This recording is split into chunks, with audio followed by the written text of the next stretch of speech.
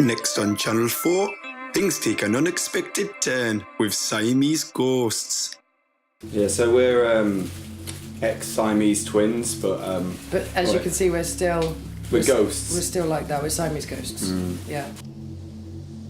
I mean, where do we really start? You know, we're Siamese Where twins. did it all end?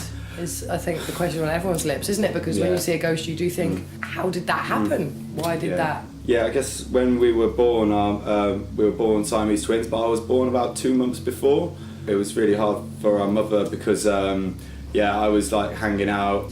I was just trapped inside, and it was really awkward. She just kind of had to walk around with this, you know, this baby. But knowing that there was another very similar one still unbirthed. You know, when she came out, I was surprised. I mean, I can barely remember it really, but I remember the pictures. I love those pictures. The Siamese album that we got made specially. Yeah, it's kind of like a book, but it opens 4 ways. Yeah. Sadly, I actually died first. I mean, the ending was really sad. Actually, we were rafting, and we're on the lake, and a freak wave hits us, even though it's quite a still lake. So a freak wave hits us out of nowhere, and we both get capsized. It was this psycho undulation, just like whoa. Yeah, wasn't it? And it was like, oh no, the raft is everywhere. But when we got knocked in the lake, I was more buoyant than her, so I acted as a kind of a life-saving raft. Yeah, so he was the secondary raft. Yeah, and then I drowned to death. So I was using him as a buoyancy aid, and even though at the time it was definitely traumatic, to say the least. You know, knowing that your Siamese brother is saving your life whilst dying. But you know, as soon as I realised he was gone, I thought to myself, so what do I do now? Do I just... I can't have him amputated from me, because if he gets amputated, then I'm going to die. Once you got to the land, they tried to, resuscitate me unsuccessfully, and they were like, she couldn't survive without me attached to her body, but also felt indebted to me. God rest her soul. Exactly. Yeah, she's great. Yeah. She's great. Right, so I have my brother still attached to me, but the dead version of my brother. So what do I do? What do I do? And I thought, I can't get him amputated. Okay. In the eyes of darkness and death, one can only laugh if one does not cry. So I took my brother home, and let's just say I got out the dressing up clothes. I whopped out that makeup I've never used. You know, I had a good time. I got out the biggest brush. You did. And I gave him some big old ragdoll swells on his cheek. Not like the sword doll, like actual ragdoll. So she was like kind enough to not just, get me amputated. She kept me alive, and I was attached to her body for, I think, another 20 years. Yeah. After I died, and she would usually put makeup on me every morning and get me clothed and wash me. I found this really good hat with like the kind of Jimmy hat, like a Scottish one, but with like ginger dreads, and I thought it was brilliant. I thought it was absolutely brilliant. I remember that. I love that hat. Did you like that one? I love that. I couldn't tell you because I was dead, but my spirit was still inside my body. But I love that. That energy. I remember that hat. Right. In public, I dressed him up and made him look presentable, because obviously it's really difficult when there's a dead person in the room, because not only are they killing the vibe, but also they're just looking pretty gaunt. I was really self-conscious as well. And it smelled really bad, and I had to use like buckets of deodorant. It was horrendous. Oh, God! What did it smell? Like, you were dead. You didn't tell me that it smelled. You smelled so bad. I'm so self-conscious. My nose as well. almost exploded. So what, did you manage to get rid of the smell? So, I just had to encase us in, as I said, buckets of deodorant. Oh. I went through so many barrels of perfume, barrels and buckets. Like, the most common questions to me was, what is that?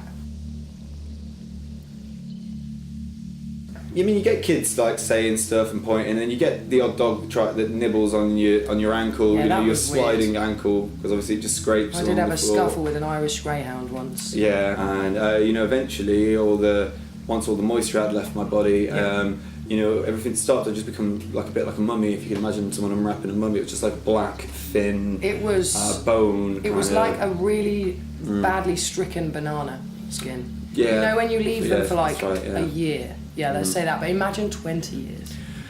Yeah, so it was just solid, crispy black, But I remember really well. I mean, to be honest with you, for me, it was a magic moment. I know it's like horrible to say that your sister's died, but it was like, sister's coming home. She's gonna come see me. We're gonna hang out. We're gonna tell jokes, just like we are now. Just like inseparable. Yeah. But it was quite gruesome and horrific, actually, wasn't it? Where was it? Was it like a Safeways or a Tesco? It was Safeways. Also, the biggest Safeways I've ever seen in my entire existence. How they keep it safe, who knows? But anyway, it wasn't safe, was it? We were at Safeways. It was not safe. So they had this giant revolving door installed at the front because they realised that the traffic of humans going in and out of Safeways and the trolleys was just becoming unbearable because it was so big, but the entrance was so small. So they opened up slightly, had a revolving door to slow down the traffic. When you are a Siamese twin who is alive and your Siamese partner, brother, is dead, let's just say this doesn't leave a lot of room for manoeuvre when you go through a revolving door. The revolving door all of a sudden started accelerating. All of a sudden it just goes, and it grabs him in. I'm halfway between actually being in one of the segments and not being in one of the segments. Yeah. And what happened next? Death. She got splattered, so you can imagine the revolving door, it looked like a blender, like she'd been in a blender. Yeah, it was and the water, pretty gruesome. the blood just splattered everywhere along the walls. But then what happened was my face got pressed against the glass, so like, my crispy face was against the glass and there was blood everywhere and it's just spinning around and the kids are walking past. And I'm like, what's that? When they just see my face, like you can just imagine in slow motion, they've just seen that and they were scarred for life. No one who works at Safeways get paid enough to, sort the revolving doors out, do they really? No one did. No one was getting paid enough really, so they just kind of left me there and they left you there. And we're still there. They've just sealed off the monument. We go there and visit ourselves sometimes, just like corpses. And and it's a bit weird that we're still there, and it's pretty stinky. I don't really know why they'd want that in the beginning of a supermarket. I don't smell anymore, by the way, so it's all her. She's going through the same thing. I've got about 20 years of this kind of like decomposing, and then after that we'll smell like nothing, like absolutely nothing. Excuse me while I grab my ghost nose. We both popped out, fully attached, and we were just like, oh my god, we're ghosts! Who's this? And all of a sudden we were lighting and you were like, oh god, you changed loads. I'm so used to your crispy face. You had a face again, an actual face rather than just a crinkled leaf. But what's the afterlife like? It's amazing, right?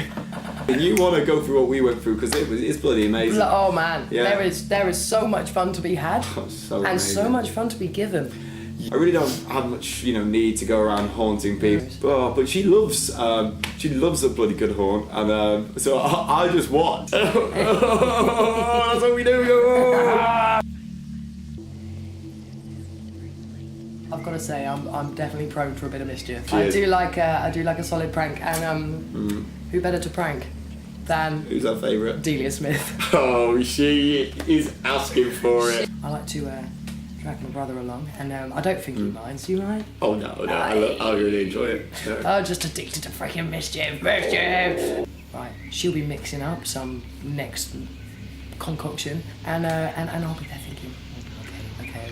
So I'll lift up the bowl. There's a specific whisk she uses, right? So she's whisking the bowl from over there. We're crouched on our oven, right? We're crouched there, and we lift up this bowl, right? Lift it up, and then we just put it down, right? And she thinks that this whisk makes her magic.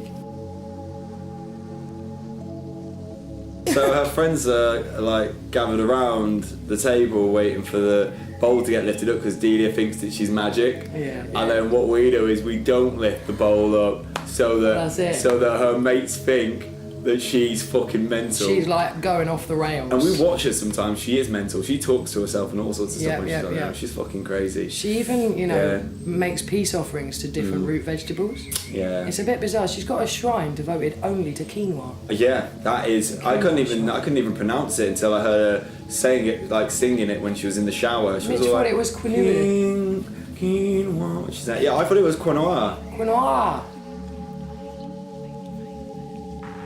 And I mean, what we're trying to do next is, what's next for us really is work on our scaring abilities. I mean, I'm getting more into it because obviously I was a dead for so long without the Yeah, ability you've to had scare. loads more experience than I have. Like, it's like more experience, but then I had less opportunities, so it's like Because you were kind of still attached to me. You stayed in your body for quite a while. Yeah. Like, you didn't really go. I would just knock stuff off shelves when you were walking down the thing, and you'd think it was just one of my flailing dead limbs, but it was actually something else. And Purposeful class. and then I mean, I guess next we're trying to get like to the point where our energies are strong enough that we can become temporarily visible to scare people. Because think about that, like Just for, really like, a split second. scary dead Siamese twin. Yeah. Like, that would be so funny, wouldn't it? Can you imagine their faces on Dina Smith when we do that? And then that's be it. So funny. Whoa. Well, anyway, I think we've got to go now and go haunting. Yeah, and you can teach me some more skills.